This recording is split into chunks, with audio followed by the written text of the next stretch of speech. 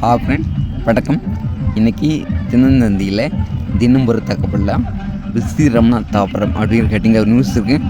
So வாங்க அதை பற்றி ஃபுல்லாக பார்க்கலாம். ஓகே ஃப்ரெண்ட்ஸ், இந்த பிளான்ட்டோட சயின்டிஃபிக் நேம் வந்து ரப்லேசியா. ஓகேப்பா, இது தமிழ் நேம் வந்து சவப்பூ அப்படின்னு சொல்லுவாங்க. அது ஏன் அப்படின்னா இந்த தாவரத்தில் முளைக்கிற பூ வந்து ஒரு 57 நாளில் செத்து போயிடுது, செத்து அழுகி துருணத்தான் அடிக்கி. ஓகேவா, ஸோ அதான் இது வந்து சவப்பூ அப்படின்னு சொல்கிறாங்க. தென் இதுக்கு வந்து உண்மையான இலை பூ இலை தண்டு பேர் அது எதுவுமே கிடையாது.